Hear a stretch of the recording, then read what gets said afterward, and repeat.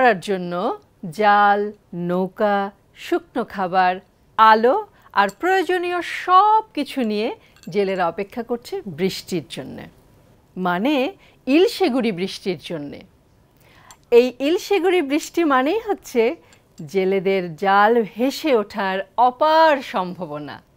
আর তখনই বাংলাদেশের দক্ষিণের জেলাগুলোর রান্নাঘরে গৃহিণীরা প্রস্তুতি নিতে থাকেন ইলিশ পোলাও রান্নার জন্য। তাকিয়ে দেখুন বাইরে, বাইরে কিন্তু ইলশেগুড়ির বৃষ্টি হচ্ছে। আর ইলিশ পোলাও রান্না করতে হাজির হয়েছেন শেফ ফাহমিদা নাজিম। কেমন আছেন? খুব ভালো আছি, আপনি কেমন আছেন? আমিও খুব ভালো আছি।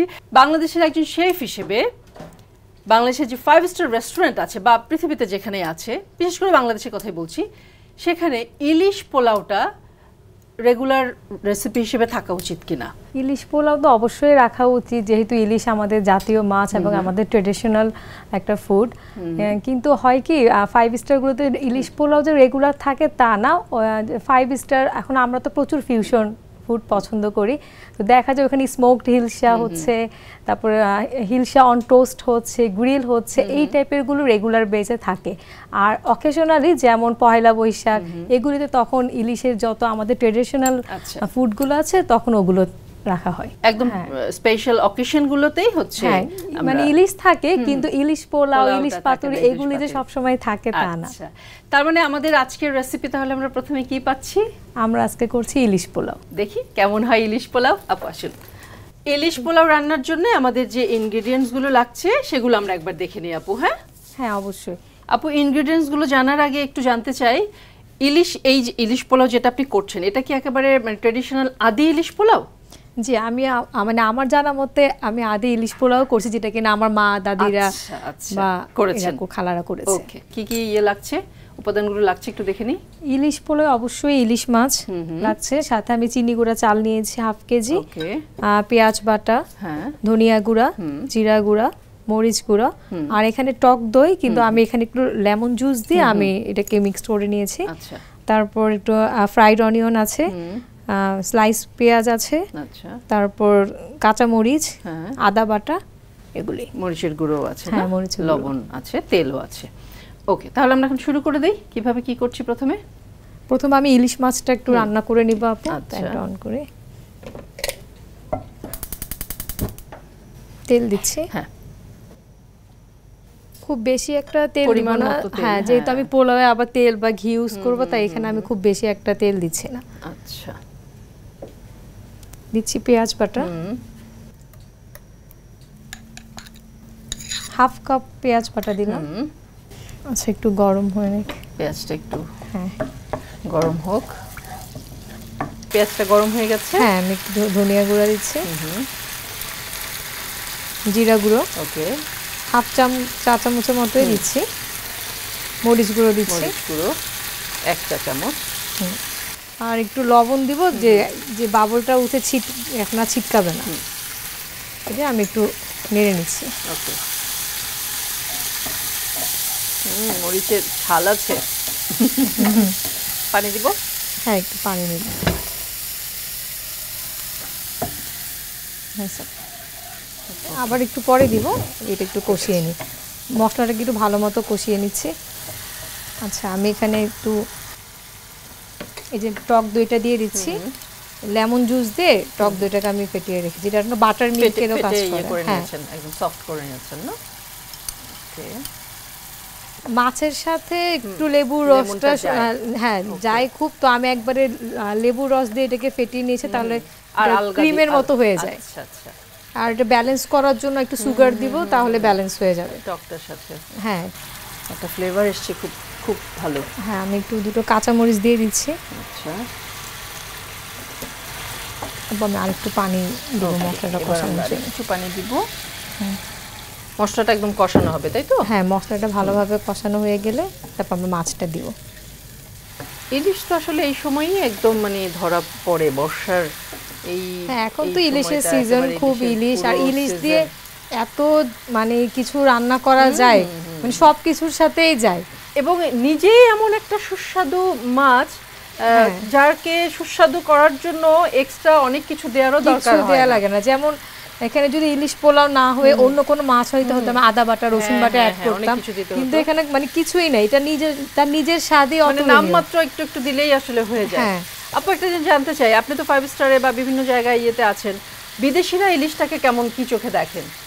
দেশের বাইরে প্রচুর ইলিশের চাহিদা এখন, দেখেন খেয়াল করে দেখবেন যে ইলিশ খুব এক্সপোর্ট হচ্ছে।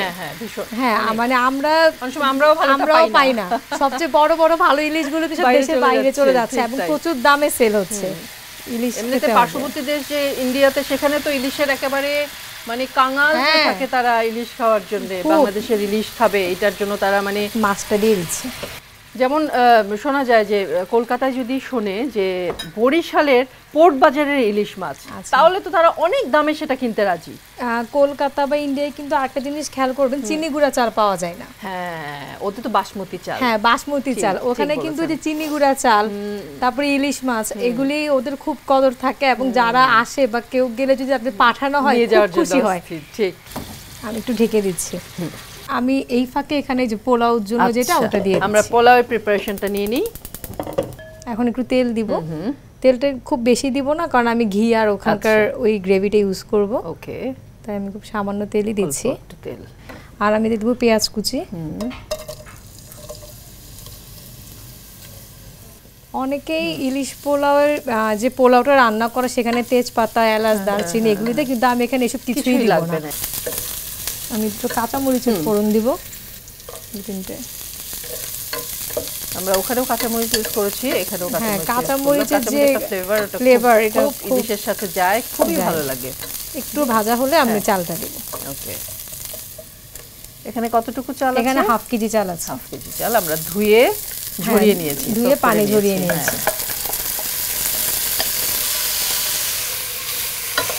আমি একটু লবণ দিয়ে দিয়েছি এখানে।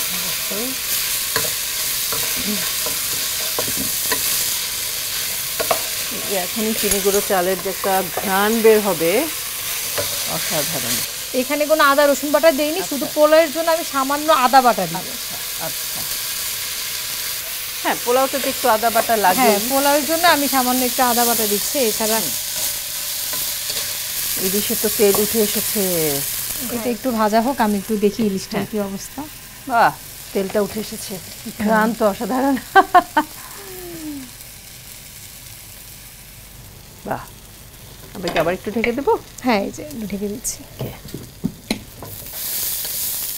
চালটা একদম কষানো হয়ে গেল। চালটা যখন ভাজা ভাজা হয় তখন কিন্তু একটা মানে সাউন্ড হয়। হ্যাঁ, সাউন্ড হয় এবং একটু লেগে আসে, মনে হয় মোমের মতো একটু লেগে লেগে আসে চালটা।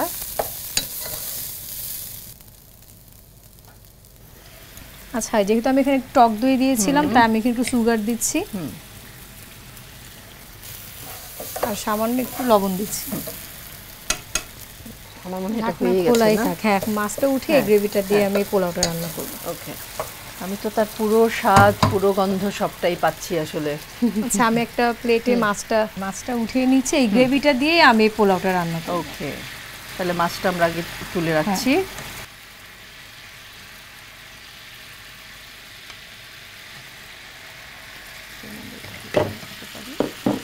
আচ্ছা, আর এখানে আমি এই গ্রেভিটা দিয়ে দিচ্ছি পোলাও। আচ্ছা, এরপর আমি আরেকটু ভাজবো চালটাকে।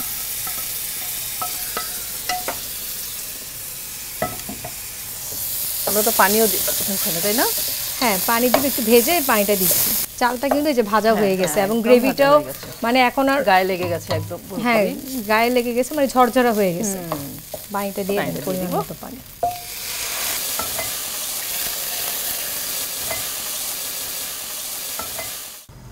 এবার আমরা ঢেকে দেব নিশ্চয়ই? এবার ঢেকে দেব। কতক্ষণ লাগবে?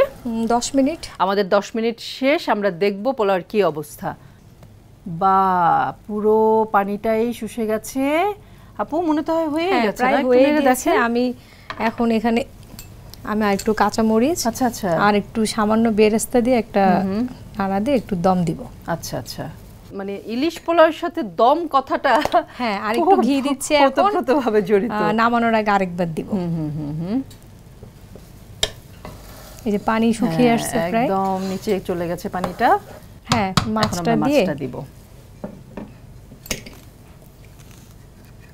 এই হচ্ছে ইলিশ পোলাওয়ের ইলিশ। আমরা ভেতরে বসিয়ে দিচ্ছি এক এক করে। আচ্ছা, আমি এখন একটু দম দিচ্ছি। হ্যাঁ, আবার একটু দমে আমরা বসিয়ে রাখছি, খুব হালকা আছে। এটা আমরা কতক্ষণ রাখবো এভাবে? 8 থেকে 10 মিনিট। 8 থেকে 10 মিনিট, ওকে। আমরা 8 থেকে 10 মিনিট দমে বসিয়ে রাখছি। আপু, আমাদের 8 মিনিট হয়ে গেছে। 8 মিনিটের কথা ছিল। আমার মনে হয় যে একদম বাষ্পটা উঠছে, স্টিমটা। বাহ বাহ, চমৎকার ঘ্রাণ। ইলিশ পোলাও ঐতিহ্যবাহী, আর ইলিশ ছাড়া মানে আমাদের উৎসব সম্পন্ন হয় না। আমরা কি এখন এটা সার্ভ করব? হ্যাঁ, এখন আমরা এটা হয়ে গেছে, আমরা এখন সার্ভ করব। এই যে মাটির হাঁড়িতে দেয়া, এটাও একটা আমাদের ঐতিহ্য, কারণ মাটির হাঁড়ি আমাদের বাঙালির ঐতিহ্যের সাথে একেবারে অঙ্গাঙ্গি ভাবে জড়িত। এই যে মাটির হাঁড়িতে মানে দেখার সৌন্দর্য, মানে দেখি ভালো লাগা। আমরা এখন উপরে মাছগুলো, হ্যাঁ উপরে এখন মাছগুলো দিয়ে, তাই তো? হ্যাঁ, তাহলে খুব ভালো লাগবে দেখতে। চমৎকার। আমি তো ঘ্রাণ পুরোপুরি পাচ্ছি। একটু উপর দিয়ে গার্নিশ করব। আচ্ছা, আমরা একটু লেবু পাতা দিচ্ছি। হ্যাঁ, একটু লেবু পাতা দিচ্ছি আমি। বাহ। হ্যাঁ, পাতুরি মানে মাছের মধ্যে আপনার লেমন ম্যান্ডেটরি, লেমনটা যাই, মাছের মধ্যে এটা লাগবে। বাহ, একটু বেরেস্তা উপর দিয়ে দিলাম। আর আমাদের এখানে মধ্যে একটা মিসিং হচ্ছে red colour, red. Lemon slice দেব, আর এক টুকরা লেবু। বাহ, লেবু। তৈরি হয়ে গেল আমাদের ইলিশ পোলাও। আহা হা হা, থ্যাংক ইউ ভেরি মাচ। এত চমৎকার, মানে সময় কিন্তু খুবই কম লাগলো, তাই না? আমার মনে হয় সব মিলিয়ে 10 থেকে 12 করা যায় বা 15 মিনিট হাইয়েস্ট, এর বেশি সময় কিন্তু লাগেনি। সুপ্রিয় দর্শক, দেখতেই পাচ্ছেন কি চমৎকার ফ্লেভার। মানে সেটা আপনারাও জানেন যে ইলিশ পোলাও তো ইলিশ পোলাওই আসলে। এই বৃষ্টিতে একটু ইলিশ পোলাও না খেলে কি হয় নাকি? একবার ট্রাই করে দেখবেন ঘরে। আপু, আমাদের দ্বিতীয় রেসিপি কি, এটা একটু নামটা বলে দিলে ভালো হয়। আমরা রান্না করব ইলিশ পাতুরি। ইলিশ পাতুরি তৈরি করতে আমাদের কি কি লাগছে সেটা আমরা এখন দেখে নেব, কেমন? ওকে ওকে। ইলিশ পাতুরির জন্য ইলিশ মাছ প্রথমেই, হ্যাঁ, তারপরে কলা পাতা, যেহেতু পাতুরি পাতা দিয়ে বানাবো, হ্যাঁ কলা পাতা লাগছে টক দই, সরিষা বাটা, আর হচ্ছে এখানে নারকেল বাটা। আচ্ছা, নারকেল বাটা, হ্যাঁ, আর হচ্ছে হলুদ গুঁড়ো, মরিচ গুঁড়ো, লবণ। ওকে। আমি একটু সুতা দেখতে পাচ্ছি, ওটা কিসের? হ্যাঁ, এই সুতাটা হচ্ছে মানে এই যে ইলিশ পাতুরির পাতাটাকে মোড়ানোর জন্য আমি সুতাটা বাঁধার জন্য ইউজ করব। আর সরিষার তেল, আমি এখানে সয়াবিন তেল ইউজ করব না। আমরা তাহলে রান্না শুরু করি। আচ্ছা, প্রথমে আমি মাছটাকে ম্যারিনেট করব, এরপর আমি পাতাটাকে একটু সেকে নিব। ওকে। তো মাছের মধ্যে আমি সরিষা বাটা দিচ্ছি। সরিষা বাটা, হ্যাঁ, মাছটা একটু পরে দিচ্ছি, আগে আমি পেস্টটা তৈরি করে নিই। এটা কি কোনো ইয়ে আছে নাকি যে এই যেমন হয় না একটা ইলিশ মাছে তো কোলের মাছ হয়, পিঠের মাছ হয়, তো কোন মাছগুলো দিয়ে আসলে করলে ভালো? এটা আপনার ইচ্ছা যে আপনি কোন টুকরা নিয়ে করতে চান। তো সাধারণত আমরা দেখা যায় লেজ আর মাথা দিয়ে তো আর পাতুরি করা হয় না, যে টুকরাগুলো দিয়ে মাঝামাঝি যে টুকরো ওগুলো দিয়ে করলে সুন্দর হয়, কারণ পাতা থেকে যখন আপনি খুলবেন মোড়াবেন একটা টুকরো খুব সুন্দর দেখায়। আচ্ছা, আমি সরিষা বাটা দিয়েছি, তারপর এখন আমি এখানে দিচ্ছি একটু টক দই। আমরা কতটুকু সরিষা বাটা দিলাম? সরিষা বাটা এখানে হাফ কাপের মতো দিয়েছি। আচ্ছা। আর সরিষা বাটার সময় সবসময় একটু কাঁচা মরিচ আর একটু লবণ দিয়ে বাটলে তখন সরিষা তিতা হয় না। ও আচ্ছা, বাহ। আমি এখানে একটু কাঁচা মরিচ আর লবণ দিয়ে এটা পেস্ট করে নিয়েছি। এখন আমি এখানে একটু টক দই দিচ্ছি। ওকে। টক দই মনে হয় 2-3 চামচের মতো দিয়ে দিয়েছি আমরা। আর এখানে দিচ্ছি আমি নারকেল বাটাটা। ওকে। আজকাল নারকেল আসলে মানে কন্টেনারে পাওয়াও যায়, হ্যাঁ, না কোকোনাট মিল্ক পাওয়া যায়। সুপার শপ গুলো তো এখন আমাদের লাইফটাকে অনেক ইজি করে দিয়েছে, সবকিছুই अवेलेबल হাতের কাছে। এবার আমরা একটু হলুদের গুঁড়ো, ওকে, একটু সামান্য একটু মরিচের গুঁড়ো, আর দিব লবণ। ওকে, পরিমাণ মতো লবণ। হ্যাঁ, এখন আমি এটাকে একটু ভালো মতো মিক্সড করে নিব। হ্যাঁ, পাতুরি কালারটা তো অনেক বেশি গাঢ় হয় না, ইলিশ মাছে খুব বেশি স্পাইসেস যায় না, ইলিশ মাছ মানে খুব কম জিনিস দিয়ে করা যায়। হ্যাঁ, পাতুরিটা তৈরি হবে। মাছটা দিয়ে দিচ্ছি। আচ্ছা, আমরা 4 পিস মাছ রেখেছি, মশলার সাথে ভালো করে মেখে নিচ্ছি আমরা হ্যাঁ মাছগুলোকে। এখন এইটা মেরিনেট করছে, আর এই মানে আধা ঘন্টা যদি আমি এটা রেস্ট টাইম দিই তাহলে এটা খুব ভালো হয়, তাহলে মাছগুলোর ভিতর মশলাটা খুব ভালোভাবে যায়। এখন আমরা তো সময় স্বল্পতার কারণে এখানে খুব বেশি সময় রাখবো না, আমি কলা পাতাটা একটু সেঁকে নিব। আচ্ছা, সেঁকে নেওয়ার কারণ কি? সেঁকে নিলে মানে পাতাটা আমি যখন মোড়াবো তখন হ্যাঁ খুব ইজি হবে পাতাটা মোড়ানোর জন্য, ভেঙে যাবে না, নাহলে পাতা কিন্তু ভেঙে যাবে, ছিঁড়ে যাবে। ও আচ্ছা, পাতার একটা ফ্লেভার হ্যাঁ আছে, পাতার তো একটা ফ্লেভার আছে, এটা খুব ভালো আসে। বাহ বাহ, সবুজ হয়ে গেল, বাহ চমৎকার। যে পাতাটা এখন খুব মোটা না, হ্যাঁ এই যে দেওয়ার পরে দেখেন আপু খুব নরম, আর বাহ একদম মোমের হ্যাঁ মতো, মানে বাটার বাটার হ্যাঁ একটা ফিলিংস। চমৎকার।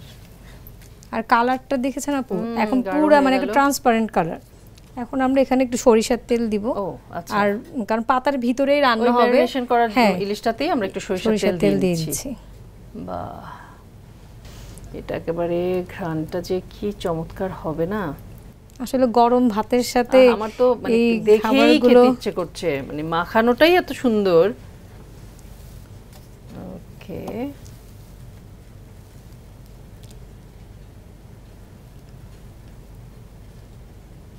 আচ্ছা ঝোলটাকে দিয়ে মাছটা একদম সাথে এই যে একটা কাঁচা মরিচ আমি চিড়ে নিয়েছি, আচ্ছা একটা করে কাঁচা মরিচ চিড়ে নিয়েছি, কাঁচা মরিচটা ওটা দিয়ে দিয়েছি, ফ্লেভারটা টোটাল বের হয়ে আসবে। হ্যাঁ এটাকে ভালো মতো আটকে নিব। এই এখনই আমাদের সুতার ব্যবহারটা হবে।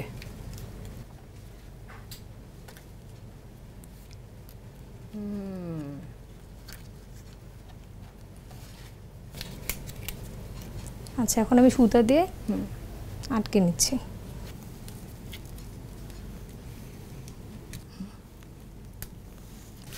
আমাদের 4 টুকরো মাছ, হ্যাঁ 4টাকে আমরা এভাবে করে মুড়িয়ে নিব। আচ্ছা, আমাদের ইলিশ মোড়ানো শেষ হয়ে গেছে পাতা, এবার আমরা রান্নায় চলে যাব। কিভাবে কি করছি আমরা?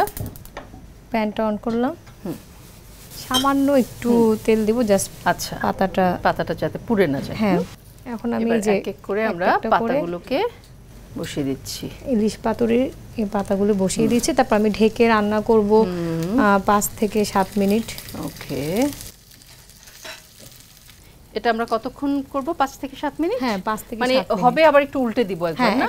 পাতায় মোড়ানো ইলিশ হচ্ছিল, 5 মিনিট সময় লাগবে বলা হয়েছিল, আমরা এখন একটু দেখব খুলে, কারণ এটা একটু উল্টে দিতে হবে, তাই না আপু? একটু দেখি আমরা। বাহ, পানিটাও তো বের হয়েছে সুন্দর। সরিষার তেলের যে ফ্লেভার পাচ্ছি, অদ্ভুত। আর রংটা কি সুন্দর হয়ে গেল, মানে কাঁচা পাতাটা কালারটা আরো বেশি মনে হচ্ছে প্লাস্টিকের, খুব সুন্দর। আপু আমরা খুলে দেখবো? হ্যাঁ আমাদের এটা মাছটা হয়ে গেছে, ভাজা একটা ঘ্রাণ বেরিয়েছে। বাহ, চুলাটা অফ করে দেই। মাছটা আমি নামিয়ে প্লেটে রাখি। আচ্ছা, এখন এটা আমরা একটা করে হ্যাঁ সার্ভ করব, কিন্তু সুতাটা একটু কেটে নিব। আচ্ছা, পাতাটা সহই এটাকে আমি করব, তা না হলে তো মানে পাতুরির আর মজাটা থাকলো। সুতাটাকে আমরা ছাড়িয়ে নিচ্ছি। ইলিশ মাছ, চিংড়ি মাছ এগুলো হতে সময় লাগে না, ভাপে রাখলেই হয়ে যায়। বরঞ্চ বেশি রান্না করলেই মনে হয় যেন মানে টেস্টটা নষ্ট হয়ে যায়, ওভার কুকড হয়ে গেলে তখন রাবারি হয়ে যায়, হ্যাঁ ভালো লাগে না। মাছটা এত সুন্দর কুকড হয়েছে, মানে তুলা খুব সফট হয়ে গেছে, খুব সফট। মাছের যে গ্রেভিটা এটা আমি দিয়ে দিচ্ছি, মানে পাতার উপরে একদম ইলিশগুলো বসে আছে। হ্যাঁ পাতা ইলিশ, এটার এক্সট্রা তো গার্নিশিং এর প্রয়োজন নেই, তবে আমি সামান্য একটু সরিষার তেল উপরে জাস্ট একটু আচ্ছা দিয়ে দিচ্ছি। মাছটা অনেক গরম, এই সরিষার তেল তার ফ্লেভার দিবে একটা। আর আমি একটু গার্নিশিং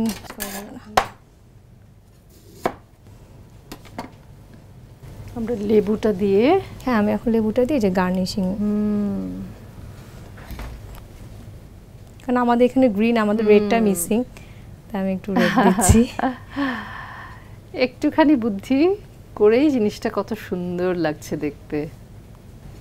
জাস্ট রাফলি হাতের কাছে যা আছে তাই দিয়েই কিন্তু আমরা সাজিয়ে ফেললাম মাছটাকে।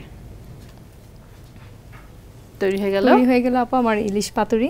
বাহ, কি সুন্দর লাগছে দেখতে। অনেক ধন্যবাদ আপু, অনেক অনেক ধন্যবাদ। সুপ্রিয় দর্শক, দেখছেন কি সুন্দর লাগছে দেখতে। একটুখানি তো সময়, আমরা 10 মিনিট 15 মিনিট মাত্র রাখলাম, ব্যাস হয়ে গেল আমাদের ইলিশ পাতুরি। সো আমাদের তো এরকম একটা রেসিপি রান্না করে খেতেই হবে। অনেক ধন্যবাদ, আপনার মূল্যবান সময় থেকে আমাদেরকে সময় বের করে দিয়েছেন, এত চমৎকার দুটো রেসিপি আমাদেরকে উপহার দিলেন। আর দর্শকদের জন্য যদি কিছু বলার থাকে প্লিজ। ধন্যবাদ এক্সপার্ট রান্নাঘরকে আমাকে এত সুন্দর একটা অনুষ্ঠানে আমন্ত্রণ জানানোর জন্য। আমাদের এই যাত্রাপথে আবার নিশ্চয়ই কোনো একদিন আবার দেখা হয়ে যাবে ইনশাল্লাহ। ততক্ষণ পর্যন্ত ভালো থাকবেন। আসেন প্লিজ। ইলিশ কিনলে? আহ, বেশ বেশ, তুমি খুব ভালো মাঝি। উনুন ধরাও, ছোকানো দেখাবে রান্নার কারসাজি। বুদ্ধদেব বসুর নদী স্বপ্ন কবিতায় বাঙালির ইলিশ উৎসব উদযাপনের দৃশ্যটা ঠিক এমন। ইলিশ নিয়ে আবার দেখা হয়ে যাবে কোনো এক পর্বে। ততক্ষণ পর্যন্ত সবাই ভালো থাকবেন, সুস্থ থাকবেন, সুন্দর থাকবেন এবং আমাদের রান্নাবান্নার সঙ্গে থাকবেন। টাটা।